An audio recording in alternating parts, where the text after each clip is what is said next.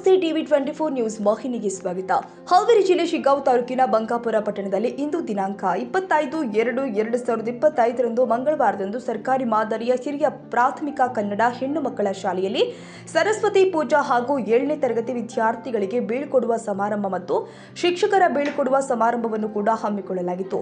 ಈ ಕಾರ್ಯಕ್ರಮದಲ್ಲಿ ಶಾಲೆಯ ಎಸ್ಟಿಎಂಸಿ ಅಧ್ಯಕ್ಷರು ಆದ ಅಶೋಕ ನರೇಗಲ್, ಉಪಾಧ್ಯಕ್ಷರು ಆದ ನಂದಾ ಕೊತ್ತಂಬ್ರಿ, ಸದಸ್ಯರು ಆದ ಜಗದೀಶ್ ಮಾವೂರ, ಗೋಪಾಲ್ ಬೋಸಲೆ, ಜ್ಯೋತಿ ರುದ್ರಾಕ್ಷಿ, ಶಿಲ್ಪಾ ಏಳುಮಗದ್, ಲಕ್ಷ್ಮಣಮ್ಮ ಬದಿ, ಸವಿತಾ ಬೋಸಲೆ, ರೇಣುಕಾ ಶಿಡಗರವಳ್ಳಿ, ಬಸವರಾಜ್ ಅರಳಿಕಟ್ಟಿ, ಶಿಕ್ಷಣ ಪ್ರೇಮಿಗಳು ಆದ ರಾಜು ಹುಲಮನಿ, ಡಾಕ್ಟರ್ ಬಾಬಾ ಸಾಹೇಬ್ ಅಂಬೇಡ್ಕರ್ ಸೇವಾ ಸಮಿತಿ ಎಸ್ಸಿ/ಎಸ್ಟಿ ಅಧ್ಯಕ್ಷರು ಆದ ರವಿರಾಜ್ ಎಸ್ ಸಂಶಿ ಹಾಗೂ ಸಿಆರ್ಪಿ ಅವರು ಆದಂತಹ ಹೈದರಲಿ ದಾಫ್ ಶಾಲೆಯ ಮುಖ್ಯ ಶಿಕ್ಷಕರು ಆದ ಶ್ರೀಕಾಂತ್ ಬಡಿಗೇರ್, ಶಿಕ್ಷಕರು ಆದ ಎಂಪಿ ರಾಮಗೇರಿ, ಶ್ರೀಮತಿ ಸುನಂದಾ ಹುರಗಡ್ಲಿ, ಶ್ರೀಮತಿ ಗೌರಮ್ಮ ಜಿಎಸ್ಎನ್ಬಿ ಬೆಳೋಗಿ, ಶ್ರೀ ಬಿಎಸ್ ಕಮ್ಮಾರ್, ಶ್ರೀಮತಿ ದಿವ್ಯಾ ಖಾರದ, ಕುಮಾರಿ ಮೇಘಾ ಮುರುಗೇನವರ್, ವಿನಾಯಕ ಕುರ್ಬರ ಹಾಗೂ ಸರ್ಕಾರಿ ಮಾದರಿಯ ಹಿರಿಯ ಪ್ರಾಥಮಿಕ ಗಂಡು ಮಕ್ಕಳ ಶಾಲಾ ಮುಖ್ಯ ಶಿಕ್ಷಕರು ಆದ ಶ್ರೀ ರವಿ ಬಾಗಣ್ಣವರ್ ಹಾಗೂ ಅಡುಗೆ ಸಹಾಯಕರು ಆದ ಶ್ರೀಮತಿ ಮಂಜುಳಾ ಚಿಲ್ಲೂರ, ಆನಂದವ ಗೌಡ, ವಿನೋದವ ಅಂಗಡಿ ಮತ್ತು ಶಾಲೆಯ ಎಲ್ಲ ಮುದ್ದು ಮಕ್ಕಳು ಹಾಗೂ ಹಿರಿಯರು ಆದ ಮಾದೇವಪ್ಪ ತಳವಾರ್, ಯಲ್ಲಪ್ಪ ಜೋಗಿನ ಸೇರಿ ಎಲ್ಲರೂ ದೀಪ ಬೆಳಗೋದ್ರ ಮೂಲಕ ಕಾರ್ಯಕ್ರಮವನ್ನು ಪ್ರಾರಂಭಿಸಲಾಗಿತ್ತು. ಇನ್ನು ಕಾರ್ಯಕ್ರಮವನ್ನು ಉದ್ದೇಶಿಸಿ ಮಕ್ಕಳನ್ನ ಕುರಿತು ಸಹ ಶಿಕ್ಷಕರು ಆದ ಶ್ರೀ ಎಂಬಿ ಬೆಳೋಗಿ, ಗುರುಗಳು ಮಕ್ಕಳ ಮುಂದಿನ ವಿದ್ಯಾಭ್ಯಾಸ ಕುರಿತು ಬಾಳೆಗೊಂದು ಗೊನೆ ಇರಬೇಕು, ಬಾಳೆಗೊಂದು ಗುರಿ ಇರಬೇಕು, ಆದಾಗ ಮಾತ್ರ ನಮ್ಮ ಗುರಿಯನ್ನ ಮುಟ್ಟಲು ಸಾಧ್ಯವಿದೆ ಎಂದಿದ್ದಾರೆ. ಹಾಗೆ ಮತ್ತೋರ್ವ ಶಿಕ್ಷಕರು ಆದ ಗೌರಮ್ಮ ಜಿಎಸ್ ಅವರು ಮಕ್ಕಳನ್ನ ಕುರಿತು ಹೆಣ್ಣೊಂದು ಕಲಿತರೆ ಶಾಲೆಯೊಂದು ತೆರೆದಂತೆ, ಪ್ರತಿ ಹೆಣ್ಣು ಮಕ್ಕಳಿಗೆ ಶಿಕ್ಷಣ ಬಹಳಷ್ಟು ಅವಶ್ಯಕವಿದೆ ಎಂದು ತಮ್ಮ ಮಾತಿನ ಮೂಲಕ ಹೇಳಲಾಗಿದೆ. ನಾವು ಮಾಡ್ತಿದ್ವಿ ಎಲ್ರಿಗೂ, ಈ ಸಲ ನಮಗೆ ಮಾಡಿದ್ರಲ್ಲ ಇವರು ಅಂತ ಬೇಜಾರಾಯ್ತು ಸ್ವಲ್ಪ. ಹಾಗೆ ಈ ಶಾಲೆ ಬಿಟ್ಟು ಹೋಗ್ಬೇಕಾದ್ರೆ ನನಗೆ ಎಷ್ಟು ದುಃಖ ಆಗಿತ್ತು, ಈಗೂ ಅಷ್ಟೇ ದುಃಖ ಇದೆ. ಈ ಊರು ಹೆಂಗೆ ಹೋಗ್ತೀರಿ ನೀವು ಗುಡ್ಡ ಹತ್ತಿ ಅಂತ ಹೇಳ್ತಿದ್ರು ಎಲ್ಲರೂ. ಆ ಗುಡ್ಡ ಹತ್ತೋದಾಗ ಖುಷಿ ಇತ್ತು ನನಗೆ. ನಿನ್ನೆ ನಮ್ಮ ಮೇಡಮ್ ಅವರೊಬ್ಬರು ಮೆಸೇಜ್ ಮಾಡಿದ್ರು, welcome back your old family ಅಂತಂದೇಳಿ. ನಾವು ಇಲ್ಲಿ ವೃತ್ತಿ ಅಂತ ಬಂದಾಗ ಎಲ್ಲರೂ ಕರ್ತವ್ಯ ಮಾಡ್ತಾರೆ, ಆದರೆ ನಾವು ಈ ಕಾಂಪೌಂಡಿಂದ ಒಳಗೆ ಬಂದಮೇಲೆ ನಮಗಿದು ವೃತ್ತಿಯಾಗಿ ಅನ್ನಿಸ್ತಾ ಇರಲಿಲ್ಲ. ನಾವೇನೋ ಒಂದು ನಮ್ಮ ಫ್ಯಾಮಿಲಿಗೆ ಬಂದಿದ್ವಿ, ಎಲ್ಲರೂ ಗಂಡನ ಮನೆಯಿಂದ ತವ್ರ ಮನೆಗೆ ಹೋದಾಗ ಎಲ್ಲರೂ ಖುಷಿಯಿಂದ ಹೋಗ್ತಾರಲ್ವಾ, ನಮಗೆ ಆ ಫೀಲಿಂಗ್ ಆಗ್ತಾ ಇತ್ತು.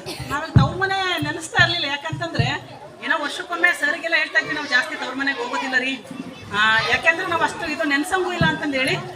ಇಲ್ಲಿ ನಮಗೆ ನಾವು ಈ ಶಾಲೆಗೆ ಬಂದ್ವಿ ಅಂತಂದರೆ ಕಾಂಪೌಂಡ್ ಗೇಟ್ ದಾಟಿ ಒಳಗೆ ಬಂದ್ವಿ ಅಂತಂದ್ರೆ ಅಷ್ಟು ಖುಷಿ ಆಗುತ್ತೆ. ಮಕ್ಕಳು ಓಡೋಡ್ ಬಂದು ನಮ್ಮ ಬ್ಯಾಗ್ ಇಸ್ಕೊಳ್ಳೋದು, ನಮಗೇನೋ ಸಾಯಂಕಾಲ ಮಟ್ಟ ಟೈಮ್ ಪಾಸ್ ಆಗಿದ್ದೇ ಗೊತ್ತಾಗ್ತಿರ್ಲಿಲ್ಲ. ಅಷ್ಟು ಖುಷಿಯಿಂದ ಚಟುವಟಿಕೆಯಿಂದ ಲವಲವಿಕೆಯಿಂದ ತೊಡಗಿರ್ತಿದ್ವಿ. ನಂದೊಂದು ಸ್ವಭಾವ ಅಂತಂದರೆ ಎಲ್ರಿಗೂ ಸ್ವಲ್ಪ ಏನಾದರೂ ಒಂದು ಹೇಳ್ಕೊತಾನೆ ಇರೋದು. ಬೈತಾ ಇದ್ದೆ ಆಲ್ಮೋಸ್ಟ್ ಎಲ್ಲ ಟೀಚರ್ಸ್ಗೂ, ನೀವು ಅದನ್ನು ಮಾಡಿರಿ, ಇದನ್ನು ಮಾಡಿರಿ, ಅದನ್ನು ಮಾಡ್ತಾ ಇಲ್ಲ, ಇದನ್ನು ಮಾಡ್ತಾ ಇಲ್ಲ, ಬೇಜಾರು ಮಾಡ್ಕೊತಾ ಇರಲಿಲ್ಲ ಅವ್ರು. ಯಾಕೆಂದರೆ ನಾವಿವತ್ತು ನಮ್ಮ ಅಣ್ಣ ತಮ್ಮಂದರಿಗೆ ಹೇಳಿದರೆ ಅವ್ರು ಬೇಜಾರು ಮಾಡ್ಕೊಳ್ಳಲ್ಲ. ಹಾಗೆ ನಮ್ಮನ್ನು ಸಹೋದರಿಯರ ಥರ ಇವತ್ತು ನಮಗೆ ಅವರು ಟ್ರೀಟ್ ಮಾಡ್ತಾಯಿದ್ರು ಶಾಲೆಯಲ್ಲಿ. ಹಾಗಾಗಿ ನಾವು ಇಲ್ಲಿ ಒಂದು ವೃತ್ತಿಗಿಂತ ಅದಕ್ಕಿಂತ ಮೀರಿಯಾಗಿ ಬಾಂಧವ್ಯವನ್ನು ಈ ಶಾಲೆಯಲ್ಲಿ ಹೊಂದಿದ್ವಿ. ಮಕ್ಕಳ ಜೊತೆ ಮಕ್ಕಳು ಅಷ್ಟೇ, ಇಲ್ಲಿನ ಪಾಲಕರು ಅಷ್ಟೇ. ನಮಗೆ ನಾವು ಇಷ್ಟು ವರ್ಷ ಸೇವೆ ಮಾಡಿದ್ರು ಸಹಿತ ಯಾಕೆ ಟೀಚರ್ ಹಿಂಗೆ ಅಂತಂದೇಳಿ ಬೆರಡು ಮಾಡಿ ತೋರಿಸ್ತಿಲ್ಲ ಯಾರು ನನಗೆ ಇವತ್ತಿನವರೆಗೂ. ಅದು ಒಂದು ಖುಷಿ, ಭಾಳ ಹೆಮ್ಮೆಯಿಂದ ಹೇಳ್ಕೊತೀನಿ ನಾನು. ಯಾಕೆಂದರೆ ಒಬ್ಬ ವ್ಯಕ್ತಿನ ನಾವು ಅಳತೆ ಮಾಡೋದು ಅವ್ರ ಸ್ವಭಾವ ಒಂದ್ಸಲ ನೋಡಿದ್ರೆ ಸಾಕು. ಅವ್ರು ಯಾವತ್ತೂ ನಮಗೆ ಬೆರಳು ಮಾಡಿ ತೋರ್ಸೋ ಥರ ಇರಬಾರ್ದು ನಮ್ಮ ಸ್ವಭಾವ, ವ್ಯಕ್ತಿತ್ವ. ಅದನ್ನು ಅವ್ರು ಗುರ್ತಿಸ್ಕೊಂಡಿದ್ರೆ ಏನೋ ಗೊತ್ತಿಲ್ಲ. ನಾವು ಹಂಗಾಗಿ ಇವತ್ತು ಯಾವುದೇ ಒಂದು ಯಾರು ಕೂಡ ಏನೋ ಅನಿಸ್ಕೊಳ್ದಂಗೆ ಖುಷಿಯಿಂದ ನಾವು ಇಲ್ಲಿ ಒಂದು ಸೇವೆ ಮಾಡಿ ಬೇರೆ ಶಾಲೆಗೆ ಅನಿವಾರ್ಯವಾಗಿ ಹೋದ್ವಿ. ನಾವು ಇಲ್ಲಿಂದ ಹೋಗ್ಬೇಕಪ್ಪ ಅಂತೇನು ಹೋಗಲಿಲ್ಲ, ಅನಿವಾರ್ಯತೆ ಇತ್ತು. ಇಲ್ಲಿಂದ ಹೋಗ್ಬೇಕಂತ ಮನಸ್ಸು ಇರಲಿಲ್ಲ ನಮಗೆ ಕಷ್ಟನೂ ಆಗ್ತಿರ್ಲಿಲ್ಲ. ಯಾಕೆಂತಂದ್ರೆ ನಾವು ಇಲ್ಲಿ ಬಂದು ಅದು ಕಷ್ಟನೆಲ್ಲ ಮರಿತಾ ಇದ್ವಿ ಶಾಲೆಗೆ ಬಂದುಬಿಟ್ಟು. ಅಷ್ಟು ಖುಷಿ ಆಗ್ತಾ ಇತ್ತು ನಮಗೆ ಇಲ್ಲಿ ಶಾಲೆಯಲ್ಲಿ. ಭಾಳ ಮಕ್ಕಳಿದ್ರು, ಅದ್ರಾಗೂ ಎಸ್ಪೆಷಲಿ ನಮ್ಮದು ಮಕ್ಕಳು ಸ್ವಲ್ಪ ಹಚ್ಕೊಳ್ಳೋ ಮನೋಭಾವ. ಮಕ್ಕಳು ನಮ್ಮನ್ನು ತುಂಬ ಹಚ್ಕೊಂಡ್ಬಿಟ್ಟಿದ್ರು. ಹಂಗಾಗಿ ನಾವು ಅಷ್ಟೇ ಅವ್ರನ್ನ ನಮ್ಮ ಮಕ್ಕಳು ನೆನೆಸ್ತಿದ್ವೋ ಇಲ್ಲ ಗೊತ್ತಿಲ್ಲ. ಇಲ್ಲಿ ಮಕ್ಕಳನ್ನ ಮನೆಗೆ ಹೋದ್ರೂ ಸಹಿತ ಕನ್ವರ್ಗೆ ಆದರೂ ರಾತ್ರಿ ಸಹಿತ ಇಲ್ಲಿ ಮಕ್ಕಳನ್ನ ನೆನೆಸ್ಕೊಳ್ತಾ ಇದ್ವಿ. ನಾವು ಈಗೂ ನೆನೆಸ್ತೀವಿ. ಈಗೂ ಸಹಿತ ನಾನು ನಮ್ಮ ಶಾಲೆಗೆ ಹೋಗ್ತಾ ಇದ್ದೀವಿ. ನಮ್ಮ ಶಾಲೆ ಏನಾದರೂ ಮಾತು ಬಂದಾಗ ನಮ್ಮ ಮನೆಯವರಿಗೆ ನಮ್ಮ ಶಾಲೆ ನೀನು ಬಿಟ್ಟು ಬಂದು 1 ವರ್ಷ ಆಯ್ತು, ಇನ್ನೂ ನಮ್ಮ ಶಾಲೆ ಅಂತೀಯಲ್ಲ ಅಂತಂತಾರ. ಅದು ಏನೋ ಒಟ್ಟು ನಮ್ದು ಅಟ್ಯಾಚ್ಮೆಂಟ್ ಇದೆಯಲ್ಲ, ಅದು ನಮ್ಮ ಶಾಲೆ ಅಂತಂದೇಳಿ ಆ ಬಾಂಧವ್ಯ ಇನ್ನೂ ಇದೆ ನಮಗೆ. ಅಷ್ಟು ಒಂದು ಪ್ರೀತಿಯನ್ನು ಈ ಶಾಲೆಗೆ ಮಧ್ಯಾಹ್ನ ಆಗಲಿ ನಾವು ಪ್ರತಿದಿನ ನೆನೆಸ್ಕೊತೀವಿ ಅವ್ರನ್ನ. ಯಾಕೆಂದರೆ ನಮಗೆ ಮನೇಲಿ ಹೋದಾಗ ನಮಗೆ ಯಾರಿಗೂ ಕೂರಿಸಿ ಊಟಕ್ಕೆ ನೀಡೋರು ಇರೋದಿಲ್ಲ. ನಾವು ಎಷ್ಟೇ ಶ್ರೀಮಂತರು ಇರ್ಬೋದು, ದುಡ್ಡಿರ್ಬೋದು, ಆದರೆ ನಮಗೆ ತಾಯಿ ಪ್ರೀತಿ ಕೊಡೋರು ಇರಲಿಲ್ಲ, ಸಹೋದರ ಪ್ರೀತಿ ಕೊಡೋರು ಇರ್ತಿರ್ಲಿಲ್ಲ.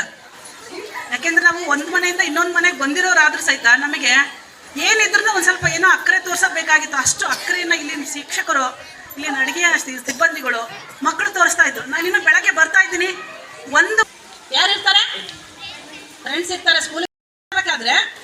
ಇಬ್ಬರು, ಒಂದು ಹುಡುಗ ಒಂದು ಹುಡುಗಿ, ಇಬ್ಬರು ಫ್ರೆಂಡ್ಸ್ ಇರ್ತಾರೆ. ಒಂದು ಹುಡುಗ ಏನಾಯ್ತು, ಒಂದು ದಿವಸ ಸ್ವಲ್ಪ ದಿವಸ ಸ್ಕೂಲಿಗೆ ಬರಲ್ಲ. ಅವಳಿಗೆ ಅನುಮಾನ ಬರುತ್ತೆ, ಯಾಕೋ ಇವ್ನು ಬರ್ತಾ ಇಲ್ಲ ಸ್ಕೂಲಿಗೆ, ಯಾಕೋ ಬರ್ತಾ ಇಲ್ಲ ಅಂತಂದೇಳಿ ಅನುಮಾನ ಬರುತ್ತೆ. ಅವಳು ಒಂದು ದಿವಸ ಅವನ ಮನೆಗೆ ಹೋಗ್ತಾಳೆ.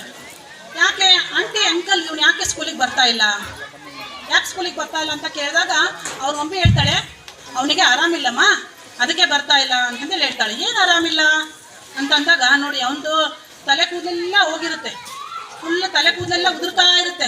ಅದಕ್ಕೆ ಅವನಿಗೆ ಇನ್ಸಲ್ಟ್ ಆಗುತ್ತೆ, ತಲೆ ಕೂದಲು ಉದುರಿರೋದ್ರಿಂದ. ಅದಕ್ಕೆ ಅವ್ನು ಸ್ಕೂಲಿಗೆ ಬರ್ತಾ ಇಲ್ಲ ಅಂತಂದೇಳಿ ಅವಳು ತುಂಬ ಫ್ರೆಂಡ್ಸ್ ಅವ್ನ ಕೂಟಾಗೆ. ಹೌದಾ ಅಂತಂದೇಳಿ ಅವಳು ಮನೆಗೆ ಹೋಗ್ತಾಳೆ. ಅವ್ರ ಪಪ್ಪಾಗೆ ಹೇಳ್ತಾಳೆ, ನೀನು ನನಗೊಂದು ಏನೋ ಒಂದು ಕೆಲಸ ಮಾಡಿದ್ರೆ ನಿನಗೆ ಕೇಳಿದ್ ಕೊಡ್ತೀನಿ ಅಂತ ಹೇಳ್ತಾನೆ. ಆಯ್ತು ಪಪ್ಪ ಅಂತಂದೇಳಿ ಪಪ್ಪ ಹೇಳಿದ ಕೆಲಸನ ಮಾಡ್ತಾಳೆ ಅವಳು. ಮಾಡಿದ್ಮೇಲೆ ಹಂಗಾರೆ ಪಪ್ಪ ನಾನು ನಿನ್ಗೆ ಹೇಳಿದ ಕೆಲಸ ಮಾಡಿದ್ದೀನಿ, ನಂಗೆ ಏನು ಬೇಕು ಅದನ್ನು ಕೊಡಬೇಕು. ಆಯ್ತಮ್ಮ ಏನು ಬೇಕು ಹೇಳು, ನನಗೆ ಇವಾಗಲೇ ಹೋಗಿ ಈಗಲೇ ಅಂದರೆ ಈಗಲೇ ಹೋಗಿ ನನ್ನ ತಲೆ ಕೂದಲೆಲ್ಲ ಬೋಳಿಸ್ಬೇಕು ಅಂತ ಹೇಳ್ತಾಳೆ. ಅಯ್ಯೋ ಎಲ್ಲರೂ ಸೈಕಲ್ ಬೇಕು, ಅದು ಬೇಕು, ಚಾಕ್ಲೇಟ್ ಬೇಕು, ಐಸ್ ಕ್ರೀಮ್ ಬೇಕು ಅಂತ ಕೇಳ್ತಾರೆ, ನೀನೇನು ತಲೆ ಕೂದಲು ಬೋಳಿಸು ಅಂತ ಹೇಳ್ತೀಯಲ್ಲ ಅಂತಂದೇಳಿ. ಇಲ್ಲ, ನೀನು ಹೇಳಿ ಮಾತು ಕೊಟ್ಟಿದ್ಯಾ ಅಂದರೆ ಮುಗೀತು, ನನಗೆ ನೀನು ತಲೆ ಕೂದಲು ಬೋಳಿಸ್ಲೇಬೇಕು. ಅವ್ರ ಮೊಮ್ಮ ಕೇಳ್ತಾಳೆ, ಏನಿದು ಹಿಂಗೆ ಹೇಳ್ತಿದ್ದಾಳಲ್ಲ, ಮತ್ತು ಅವಳು ಹಠ ಮಾಡ್ತಾಳ್ರಿ, ಅವಳು ಏನು ಹೇಳ್ತಾಳೆ ಅದನ್ನು ಕೇಳ್ರಿ ಅಂತಂದಾಗ ಅವರಪ್ಪ ಹಾಗೆ ಸಲೂನಿಗೆ ಕರ್ಕೊಂಡೋಗಿ ಅವಳು ಕೂದಲೆಲ್ಲ ಬೋಳಿಸ್ಕೊಂಡು ಕರ್ಕೊಂಡು ಬರ್ತಾಳೆ. ಅವಳಿಗೆ ಸರಿ ಅಂತಂದೇಳಿ ಬೆಳಗ್ಗೆ ಎದ್ದು ಯೂನಿಫಾರ್ಮ್ ಹಾಕ್ಕೊಂತಾಳೆ, ಬೆಲ್ಟ್ ಹಾಕ್ಕೊಂತಾಳೆ, ಟೈ ಹಾಕ್ಕೊಂತಾಳೆ, ಶೂ ಹಾಕ್ಕೊಂತಾಳೆ, ರೆಡಿ ಆಗ್ತಾಳೆ, ನೀಟಾಗಿ ರೆಡಿ ಆಗ್ತಾಳೆ. ಆದರೆ ತಲೆ ಕೂದಲಿಲ್ಲ ಅವಳಿಗೆ, ತಲೆ ಫುಲ್ಲು ಗೋಡನೇ ಇದೆ. ಅವಳು ಹೇಳಿ ಬಂದಿರ್ತಾಳೆ ಹಿಂದಿನ ದಿವಸ ಅವ್ನ ಫ್ರೆಂಡಿಗೆ, ನೀನು ನಾಳೆ ಕಂಪಲ್ಸರಿ ಬಾ, ನಿನಗೆ ಇನ್ಸಲ್ಟ್ ಮಾಡಲ್ಲ, ನಿನಗೇನಾರ ಯಾರಾದರೂ ಇನ್ಸಲ್ಟ್ ಮಾಡಿದ್ರೆ ನನಗೆ ಮಾಡಿದಂಗೆ ಅಂತಂದೇಳಿ ಹೇಳಿ ಬಂದಿರ್ತಾಳೆ. ಅವನು ಕೂಡ ಅವತ್ತು ಅವ್ರ ಮಮ್ಮಿ ಪಾಪಕ್ಕೆ ದಿನಾ ಸ್ಕೂಲಿಗೆ ಹೋಗಲ್ಲ ಅಂತ ಹೇಳಿರ್ತಾನೆ. ಆದ್ರೆ ಅವತ್ತು ಹೇಳ್ತಾನೆ ಅವನು, ಪಾಪ ನಾನು ಸ್ಕೂಲಿಗೆ ಬಿಟ್ಟು ಬರ್ಬಾ ಇವತ್ತು, ಮಮ್ಮಿ ನಾನು ಸ್ಕೂಲಿಗೆ ಬಿಟ್ಟು ಬರ್ಬಾ. ಅವ್ರ ಪಪ್ಪ ಮೊಮ್ಮಗ ಏನೋ ಸ್ವಲ್ಪ ದಿವಸ ಇನ್ನು ಆರಾಮಿಲ್ಲ, ನೀವು ಸ್ಕೂಲಿಗೆ ಬಿಟ್ಟು ಬಾ ಅಂತ ಹೇಳ್ತಾನೆ ಅಂತಂದ್ರೆ ಅವರು ಖುಷಿಯಿಂದ ಕಾರಲ್ಲಿ ಅವನ್ನ ಕರ್ಕೊಂಡು ಬರ್ತಾರೆ. ಅವ್ರ ಕಾರು ಬರುತ್ತೆ, ಇವಳ ಮಗಳ ಕಾರು ಬರುತ್ತೆ, ಇಬ್ಬರು ಬರ್ತಾರೆ. ಇವಳು ಇಳಿತಾಳೆ, ಫಸ್ಟ್ ಇಳಿದು ಸ್ಕೂಲ ಗೇಟ್ ಹತ್ರ ಹೋಗ್ತಾಳೆ, ವೇಟ್ ಮಾಡ್ತಾಳೆ, ಅವ್ನು ನೋಡ್ತಾಳೆ. ಅವನು ಕೂಡ ಇಳಿದು ಬರ್ತಾನೆ. ಇಬ್ಬರು ಹುಡುಗರು ಬರ್ತಾರೆ, ಇಬ್ಬರು ತಲೆಯಲ್ಲೂ ಏನಿಲ್ಲ, ಕೂದಲಿಲ್ಲ. ಅವ್ರ ಪಪ್ಪ ಮಮ್ಮ ಮಗ ಹುಷಾರಿರಲ್ಲ, ಇಳಿದು ಬಂದು ಬೇಗ ಈ ಹುಡುಗಿ ಪೇರೆಂಟ್ಸಿಗೆ ಬಂದು, ನೀವು ಇಂಥ ಮಗಳನ್ನ ಪಡೆದಿದ್ದೀರಾ, ನಿಮಗೆ ಎಷ್ಟು ನಮಸ್ಕಾರ ಮಾಡಿದ್ರು ಸಾಲದು, ನೀವೇ ಧನ್ಯರು ಅಂತಂದೇಳಿ ಅವ್ರ ತಂದೆ ತಾಯಿ ಕೃತಜ್ಞತೆ ಹೇಳ್ತಾರೆ. ಯಾಕೆ ಅಂತ ಅವ್ರ ಪಪ್ಪ ಗೊತ್ತಾಗಲ್ಲ. ಸುಮಾರು ಟೈಮ್ ಆಗಿಬಿಡ್ತೀಗ, ಎಲ್ರಿಗೂ ಹಸುವಾಗೈತಿ. ದಯವಿಟ್ಟು ಎಲ್ಲ ತಾಯಂದರು ಕೂಡ ತಮ್ಮ ಮಕ್ಕಳ ಬಗ್ಗೆ ವಿಶೇಷವಾಗಿ ಹೆಚ್ಚಿನ ಕಾಳಜಿಯನ್ನು ವಹಿಸಿದಾಗ ಮಾತ್ರ ನಾಳೆ ನಿಮ್ಮ ಮಕ್ಕಳು ನಿಮ್ಮ ಮುಂದೆ ಬೆಳೀತಾರೆ, ನಿಮ್ಮ ಕಣ್ಣು ಮುಂದೆ ಬೆಳೀತಾರೆ. ಅದಕ್ಕೆ ಯಾಕೆ ಹಿಂಗೆ ಮಾಡಬೇಕು ಅಂತಂದ್ರೆ, ಮನೆಯ ಮೊದಲ ಪಾಠಶಾಲೆ ತಾವೆಲ್ಲ ಕಲಿಸ್ಕೊಡ್ತೀರಿ. ಯಾವಾಗ ಒಂದು ಹಂತಕ್ಕೆ ಬಂದ್ಬಿಡ್ಲೇನ ನಮ್ಮ ಮಾತ ಕೇಳವಲ್ಲ ಅಂತ ಹೇಳ್ಬಿಡ್ತೀರಿ. ಆಮೇಲೆ ಅದನ್ನ ತೊಗೊಂಬಂದ ಸರ ನೀವು ಒಟ್ಟು ಏನಾರ ಕಂಟ್ರೋಲ್ ಮಾಡ್ರಿ ಇವನ್ನ. ಯಾವಾಗಲೂ ಮನೆಯೊಳಗೆ ಎಷ್ಟು ಬಿಗುವಿನ ವಾತಾವರಣ ಇರ್ತೈತಿ ಮಕ್ಕಳ ಕುರಿತಾಗಿ, ಅಷ್ಟು ನಿಮ್ಮ ಮಕ್ಕಳ ಶಿಸ್ತುಬದ್ಧ ಜೀವನವನ್ನು ಅಳವಡಿಸ್ಕೊಳ್ತಾರೆ.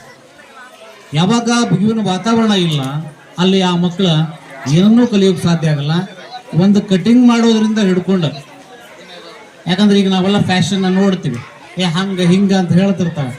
ನೀವು ಅಲ್ಲಿ ಅವಕಾಶ ಕೊಟ್ರೆ ಆ ಮಗು ಮತ್ತೊಂದು ಕಲಿತೈತಿ, ಮತ್ತೊಂದು ಫ್ಯಾಷನ್ಗೆ ಆ ಮಗು ಆಕರ್ಷಣೆ ಒಳಪಡ್ತೈತಿ. ಅದಕ್ಕೆ ಅಂಥ ಯಾವುದೇ ಆಕರ್ಷಣೆಗಳಿಗೆ ತಮ್ಮ ಮಕ್ಕಳನ್ನು ಬಿಡದಂಗೆ ತಾವು ಎಷ್ಟು ಜಾಗ್ರತೆಯಿಂದ ಇರ್ತೀರಿ, ಅಷ್ಟು ನಿಮ್ಮ ಮಕ್ಕಳು ನಿಮ್ಮ ಕಣ್ಣು ಮುಂದೆ ಬೆಳೀತಾರೆ. ಅದಕ್ಕೆ ಸುಮಾರು ಸಾಕ್ಷಿಗಳದು.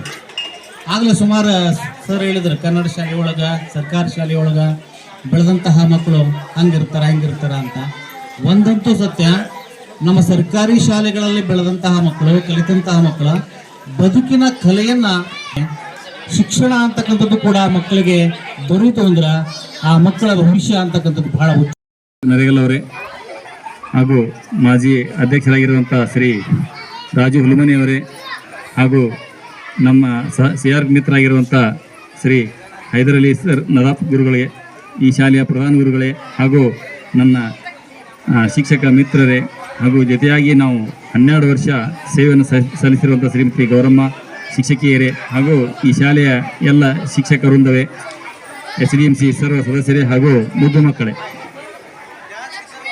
ಇವತ್ತಿನ ದಿವಸ ಬೀಳ್ಕೊಡುಗೆ ಸಮಾರಂಭ ಒಂದು ವಿಶೇಷವಾದಂಥದ್ದು. ಮಕ್ಕಳು ಈಗ ಒಂದರಿಂದ 7ನೇ ತರಗತಿವರೆಗೆ ಈ ಶಾಲೆಯಲ್ಲಿ ಅಭ್ಯಾಸ ಮಾಡಿ ಮುಂದೆ ಹೈಸ್ಕೂಲ್ಗೆ ಹೋದಾಗ ಅವರು ಈ ರೀತಿಯ ವಾತಾವರಣ ಅವರಿಗೆ ಸಿಗೋದಿಲ್ಲ. ಒಂಥರ ಖುಷಿ, ನಾನು 8ನೇ ಕ್ಲಾಸ್ಗೆ ಹೋಗ್ತಾ ಇದ್ದೀನಿ ಅನ್ನೋದು ಒಂದು ಖುಷಿ. ಇನ್ನೊಂದು ದುಃಖ ಏನಂತಂದ್ರೆ ನಾನು ಈ ಶಾಲೆಯನ್ನು 7 ವರ್ಷ ಈ ಶಾಲೆಯಲ್ಲಿ ಕಲಿತು ಈ ಶಾಲೆಯನ್ನು ಬಿಟ್ಟು ಹೋಗ್ತಾ ಇದ್ದೀನಿಲ್ಲ ಅಂತೇಳಿ ಆ ಮಕ್ಕಳಿಗೆ ಒಂಥರ ದುಃಖ. ಇದೊಂಥರ ಬೀಳ್ಕೊಡುಗೆ ಸಮಾರಂಭ ಅಂದ್ರೆ ಸುಖ ಮತ್ತು ದುಃಖಗಳ ಸಮ್ಮಿಲನ ಇದ್ದ ಹಾಗೆ. ನಾವು 2012ನೇ ಇಸ್ವಿಯಲ್ಲಿ ಈ ಶಾಲೆಗೆ ವರ್ಗವಾಗಿ ಬಂದ್ವಿ. ಸುಮಾರು 12 ವರ್ಷಗಳ ಕಾಲ ನಾನು ಈ ಶಾಲೆಯಲ್ಲಿ 12 ವರ್ಷ 6 ದಿನ ಈ ಶಾಲೆಯಲ್ಲಿ ಸಹಶಿಕ್ಷಕನಾಗಿ ಕರ್ತವ್ಯವನ್ನು ನಿರ್ವಹಿಸಿದ್ದೀನಿ. ಈ ಒಂದು ಅವಧಿಯಲ್ಲಿ ಇಲ್ಲಿರುವಂಥ ಎಲ್ಲ ಶಾಲಾ ಶಿಕ್ಷಕರಿಂದ ನನಗೆ ಸಹಕಾರವನ್ನು ನೀಡಿದರು. ಅದೇ ರೀತಿ ಈಗ ಇರುವಂಥ SDMC ಅಧ್ಯಕ್ಷರಾಗಿರುವಲ್ಲಿ ಹಾಗೆ ರಾಜು ಹುಲಮನಿ ಅವರಾಗಲಿ ಯಾವುದೇ ಒಂದು ಕೆಲಸ ಕಾರ್ಯಗಳಲ್ಲಿ ಸಹಕಾರವನ್ನು ನೀಡ್ತಾ ಯಾವುದೇ ಒಂದು ವಿವಾದಕ್ಕೆ ಆಸ್ಪದವನ್ನು ಕೊಡದೆ ಬಹಳ ಒಂದು ನಿಯತ್ತಾಗಿ ಪ್ರಾಮಾಣಿಕವಾಗಿ ನನ್ನ ಸೇವೆಯನ್ನು ಸಲ್ಲಿಸಲಿಕ್ಕೆ ಅವಕಾಶ ಮಾಡಿಕೊಟ್ಟಿದ್ದಾರೆ. ಅವರಿಗೆ ನಾನು ಒಂದೊಂದು ನಮ್ಮ ನೆನಪುಗಳನ್ನು ಮೆಲುಕು ಹಾಕ್ತಾ ಹೋದ್ರೆ ಭಾಳಷ್ಟು ಆಗುತ್ತಾ. ಈ ಶಿಕ್ಷಕ ವೃತ್ತಿಯಲ್ಲಿ ನಾವು ಮಕ್ಕಳ ಜೊತೆ ಭಾಳ ಅತ್ಯುನ್ನತವಾಗಿ ಒಂದು ಒಡನಾಟವನ್ನು ಹೊಂದಿದ್ವಿ. ನನಗೆ ಈ ಮಕ್ಕಳನ್ನು ನೋಡಿದ್ರೆ ಭಾಳ ಖುಷಿ ಆಗುತ್ತೆ. ನನಗೆ ಇನ್ನೊಂದು ಈ ಮಾತನ್ನು ಏಕೆ ಹೇಳ್ಬೇಕಂತಂದ್ರೆ, ನಾನು ಈ ಶಾಲೆಯಿಂದ ಇದು ಇರೋವರೆಗೆ ನನಗೊಂಥರ ಏನೋ ಒಂಥರ ಆನಂದ ಇರ್ತಿತ್ತು. ಮಕ್ಕಳಿಗೆ ಜೊತೆ ಆಟಾಡ್ಕೊಂತ ಜಾಸ್ತಿ ನಾವು ಕಲಿಕೆಗೆ ಒತ್ತು ಕೊಡ್ತಿದ್ವಿ. ನಾನು ನಂತರ ನನಗೇನೋ ಕಳ್ಕೊತಾ ಇದ್ದೀನಿ ನನಗೆ ಗೊತ್ತಾಗ್ತಾ ಇಲ್ಲ ನಾನು ಏನು ಕಳ್ಕೊತಾ ಇದ್ದೀನಿ ಅಂತೇಳಿ. ನನಗೆ ಏನು ಕಳ್ಕೊತಾ ಇದ್ದೀನಿ ನಾನು ಹೇಳ್ಬೇಕಂತಂದ್ರೆ, ನನಗಿರೋದು 2 ಗಂಡು ಮಕ್ಕಳು, ನನಗೆ ಹೆಣ್ಮಕ್ಳು ಇಲ್ಲ. ನಾನು ಇಲ್ಲಿವರೆಗೆ 12 ವರ್ಷ ನಾನು ನೌಕರಿ ಮಾಡಿದ್ರು ಸಹಿತ ಹೆಣ್ಣುಡಿಗೆ ನಾನು ಭಾಳಷ್ಟು ಗೌರವದಿಂದ ನಾನು ನಡ್ಕೊತಾ ಇದ್ದೆ. ಒಂದು ಸರಿ ನಾನು ಸಿಟ್ಟಿನಲ್ಲಿ ಬೈದಂತರ ಸಿಟ್ಟು ಮಾಡಿರ್ಬೋದು, ಆದರೆ ಯಾವತ್ತೂ ನಾನು ಮಕ್ಕಳಿಗೆ ಕೈಯನ್ನೇ ಹೊಡೆದಿಲ್ಲ. ಅದರಿಂದ ಹೊಡ್ರು ಅಂತಿದ್ರು, ಮಕ್ಕಳು ಬೆಳಗಿಸಿರು ಹೊಡೆಯಂಗಿಲ್ಲ ಅಂತೇಳಿ. ಅದೇನೋ ಒಂಥರ ಪ್ರೀತಿ ನನಗೆ ಅವಾಗ ಅನ್ನಿಸ್ತಾ ಇದ್ದು, ನನ್ನ ಏನು ಕಳ್ಕೊಂಡಿನಿ ಅಂತಂದ್ರೆ ಈ ಮಕ್ಕಳು ನನ್ನ ಮಕ್ಕಳಾಗಿದ್ದವು. ನನಗೊಂಥರ ಏನೋ ಖುಷಿ ಇರ್ತಿತ್ತು ನನಗೆ. ಅದಕ್ಕೆ ನನಗೆ ಒಂಥರ ಮಿಸ್ ಮಾಡ್ಕೊತ ಇರಲ್ಲ ಅಂತಂದು. ಆದ್ದರಿಂದ ಆದರೂ ಸಹಿತ ಇನ್ನೊಂದು ಪುಣ್ಯ ಏನಂತಂದ್ರೆ, ನಾನು ಇಲ್ಲೇ ಇರೋದ್ರಿಂದ ಈ ಮಕ್ಕಳು ನನಗೆ ದಿನಾಲು ಹೋಗ್ತಾ ಬರ್ತಾ ನನಗೆ ದಾರಿಯಲ್ಲಿ ಕೂಡ್ತಾ ಇರ್ತಾರೆ, ನಾನು ಮಾತಾಡಿಸ್ತಾ ಇರ್ತೀನಿ. ಅದೊಂಥರ ಏನೋ ಆನಂದ. ಹಾಗೆ ಇಲ್ಲಿಯ ಮಕ್ಕಳು ಭಾಳ ಚೆನ್ನಾಗಿದ್ದಾರೆ, ಶಾಣೆ ಇದ್ದಾರೆ. ಅವರಿಗೆ ಒಳ್ಳೆಯ ಒಂದು ಶಿಕ್ಷಣ ಕೊಟ್ಟರೆ ಅವರು ಸಹಿತ ತಮ್ಮ ಜೀವನದಲ್ಲಿ ಮುಂದೆ ಬರ್ತಾರೆ. ಯಾರು ನಮ್ಮ ಸರ್ಕಾರಿ ಶಾಲೆಗೆ ಬರುವಂಥ ಮಕ್ಕಳು ಬಡವರಾಗಿರ್ತಾರೆ, ಅವ್ರಿಗೂ ಸಹಿತ ನಮ್ಮಲ್ಲಿರುವಂಥ ವಿದ್ಯೆ ನಾವೇನು ಪುಕ್ಕಟ್ಟೆ ಕಲಿಸೋದಿಲ್ಲ, ಗೌರ್ಮೆಂಟ್ ನಮಗೆ ಪಗಾರ ಕೊಡ್ತೈತಿ, ನಾವು ಸರಿಯಾಗಿ ಕಲಿಸಿಬಿಟ್ರೆ ಆ ಮಕ್ಕಳು ಸಹಿತ ಅವ್ರ ಜೀವನದಲ್ಲಿ ಒಂದು ಉನ್ನತ ಸ್ಥಾನವನ್ನು ಹೊಂದಿದ್ರೆ ಅದೇ ನಮಗೆ ಪುಣ್ಯ ತರ್ತೈತಿ ಅಂತ ಹೇಳ್ತಾ, ಅದೇ ರೀತಿಯಾಗಿ ಇಲ್ಲಿರುವಂಥ ಎಲ್ಲ ಶಿಕ್ಷಕರು ಸಹಿತ ನನಗೆ ಭಾಳ ಒಂದು ಪ್ರೋತ್ಸಾಹವನ್ನು ನೀಡಿದ್ದಾರೆ. ನಾನು ಮಕ್ಕಳಿಗೆ ಕಿವಿ ಮಾತು ಹೇಳೋದೇನೆಂದ್ರೆ, ಬಾಳೆಗೊಂದು ಗೊನೆ ಇರಬೇಕು, ಬಾಳಿಗೊಂದು ಗುರಿ ಇರಬೇಕು. ಅದೇ ರೀತಿ ಸಮರ್ಥವಾಗಿ ಮಾರ್ಗದರ್ಶನ ನೀಡುವಂಥ ಗುರು ಹಿಂದೆ ಇರಬೇಕು. ನೋಡ್ರಿ, ನೀವು ಗುರಿ ಇಟ್ಕೋಬೇಕು, ಗುರು ಹಿಂದೆ ಇದ್ದೇ ಇರ್ತಾರ. ಅಂದಾಗ ಮಾತ್ರ ನಾವು ಜೀವನ ಸಾರ್ಥಕ ಆಗಲಿಕ್ಕೆ ಸಾಧ್ಯ ಆಗ್ತೈತಿ. ಇದೊಂದು ವಿದ್ಯಾರ್ಥಿ ದಶೆಯಲ್ಲಿ ಒಂದು ಅತ್ಯುತ್ತಮವಾದ ಒಂದು ಅವಧಿ. ನೀವು ಕೇವಲ ನಾನು ಪದೇ ನಿಮ್ಮ ಕ್ಲಾಸ್ನಾಗ ಹೇಳ್ತಾ ಇದ್ದೆ, ನೀವು 2 ವರ್ಷದ ರಜೆ ಆಗ್ತೀರಿ ಅಥವಾ ಜೀವನ ಪರ್ಯಂತ ರಜೆ ಆಗ್ತೀರಿ ಅಂತೇಳಿ. ಮಕ್ಕಳು ಆ ಕತೆ ಕೇಳಿ, ಇಲ್ರಿ ಸರ್ ನಾವು ಜೀವನ ಪರ್ಯಂತ ರಜೆ ಆಗ್ತೇವ್ರಿ ಅಂತ. ಹಾಗಾದ್ರೆ ಏನು ಮಾಡಬೇಕು? ಕಷ್ಟಪಟ್ಟು ಓದಬೇಕು, ಶ್ರಮಪಟ್ಟು ಓದಬೇಕು. ಅಂದಾಗ ಮಾತ್ರ ನೀವು ನಿಮ್ಮ ಹಣೆಬರಹವನ್ನು ಬದಲಿಸಲಿಕ್ಕೆ ಸಾಧ್ಯ ಆಗತಿ.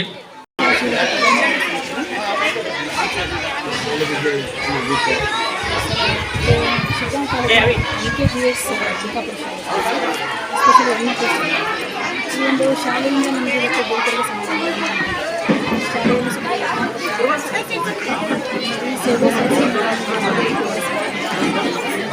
ಶಾಲೆ ಬಗ್ಗೆ ಒಂದು ಶಾಲೆಗಳಲ್ಲಿ ವೃತ್ತಿಯನ್ನು ನಿರ್ವಹಿಸಿರುವ ಒಂದು ಶಾಲೆಯಲ್ಲಿ ಉತ್ತಮ ವಾತಾವರಣ, ಉತ್ತಮ ಕಟ್ಟಡಗಳಿವೆ, ಬೇಕಾದಂತಹ ಎಲ್ಲ ಸೌಲಭ್ಯಗಳಿವೆ. ಇನ್ನೂ ಕೂಡ ಸರ್ಕಾರಿ ಶಾಲೆಗಳಿಗೆ ಯಶಸ್ವಿ ಒತ್ತಡವನ್ನು ಆದರೆ ಈ ಸರ್ಕಾರಿ ಶಾಲೆಯಲ್ಲಿ ಸ್ವಲ್ಪ 200 ಹೆಚ್ಚು ವಿದ್ಯಾರ್ಥಿಗಳು ವಿದ್ಯಾಭ್ಯಾಸ ಊರಿನ ಪ್ರತಿಯೊಬ್ಬರು ನಾಲ್ಕು ಸರ್ಕಾರಿ ಓದೋದಕ್ಕೆ ಪ್ರೋತ್ಸಾಹ ನನಗೆ ಈ ಶಾಲೆಗೆ ಅಂಶ ನಡೆಸ್ತಾ ಇದ್ದಾರೆ. ಯಾಕಪ್ಪ ಅಂತಂದರೆ ಉತ್ತಮವಾದಂಥ ಒಂದು ವ್ಯವಸ್ಥೆ ಇದೆ. ಎಲ್ಲ ವಿಷಯಗಳಿಗೆ ಓದುಗರಿದ್ದಾರೆ. ಎಲ್ಲ ಸೌಲಭ್ಯ ಆಡಳಿತಾತ್ಮಕ ಮತ್ತು ವಿದ್ಯಾರ್ಥಿಗಳಿಗೆ ಎಲ್ಲ ಶೈಕ್ಷಣಿಕ ಸೌಲಭ್ಯಗಳನ್ನು ಈ ಶಾಲೆ ಒಂದು ಒಳ್ಳೆಯ ದಾರಿಯಲ್ಲಿ ಮುನ್ನಡೆತಾ ಇದೆ ಅಂತ ಹೇಳ್ಬೋದು. ಖಾಸಗಿ ಶಾಲೆಗಳೊಂದಿಗೆ ಆಂತರಿಕವಾಗಿ ಕೆಲಸ ಮಾಡ್ತಾ ಇದ್ದಾರೆ. ಹಾಗಾಗಿ ಒಂದು ಹೆಮ್ಮೆ ಅನಿಸಿದೆ ಈ ಶಾಲೆ ತುಂಬ ನಂತರ ಮಕ್ಕಳಿಂದ ಸಾಂಸ್ಕೃತಿಕ ಕಾರ್ಯಕ್ರಮಗಳು ಜರುಗಿಸಲಾಗಿದೆ. ಭಕ್ತಿಗೀತೆ, ಹಾಡು, ನೃತ್ಯ, ಭಾಷಣ, ಚುಟುಕು, ಭರತನಾಟ್ಯ, ಕಿರುನಾಟಕ ಇಂತೆಲ್ಲ ಕಾರ್ಯಕ್ರಮಗಳು ಜರುಗಿದ್ದಾವೆ.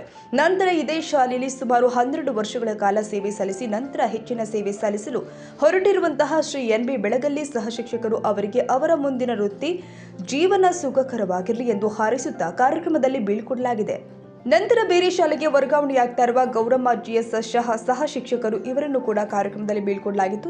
ತದನಂತರ ಹೈದರಲ್ಲಿ ನತಾಫ್ ಸಿಆರ್ಪಿ ಅವರು ಕೂಡ ಕಾರ್ಯಕ್ರಮವನ್ನು ಉದ್ದೇಶಿಸಿ ಮಾತನಾಡಿದರು. ರವಿರಾಜ್ ಜಿಎಸ್ಎಂಶಿ ಬಂಕಾಪುರ್. ಕನ್ನಡಿಗರ ಮೆಚ್ಚಿನ ನಿಮ್ಮ ಟಿವಿ 24 ಕನ್ನಡ ನ್ಯೂಸ್ ವಾಹಿನಿ ಇದೀಗ ಟಿವಿಯಲ್ಲಿ ಲಭ್ಯ. ಕರ್ನಾಟಕ ಮತ್ತು ದೇಶ ವಿದೇಶದ 360 ಡಿಗ್ರಿ ಸುದ್ದಿ ಹಾಗೂ ಉತ್ತರ ಕರ್ನಾಟಕ, ಬೆಳಗಾವಿ, ಬಾಗಲಕೋಟೆ, ಧಾರವಾಡ, ಹಾವೇರಿ, ಗದಗ, ಬಿಜಾಪುರ ಜಿಲ್ಲೆಯ ಕ್ಷಣ ಕ್ಷಣದ ವಿವರವನ್ನ ಪಡೆಯುವುದಕ್ಕೆ ಟಿವಿ 24 ಕನ್ನಡ ನ್ಯೂಸ್ ವಾಹಿನಿಯನ್ನ ಲೈಕ್ ಮಾಡಿ, ವಿಡಿಯೋಗಳನ್ನ ಶೇರ್ ಮಾಡಿ, ಕಮೆಂಟ್ ಮಾಡುವ ಮೂಲಕ ನಮ್ಮ ವಾಹಿನಿಗೆ ಸಹಕಾರ ನೀಡಿ ಮತ್ತು ಚಾನೆಲ್ ಅನ್ನ ಸಬ್ಸ್ಕ್ರೈಬ್ ಮಾಡಿ. Thank you.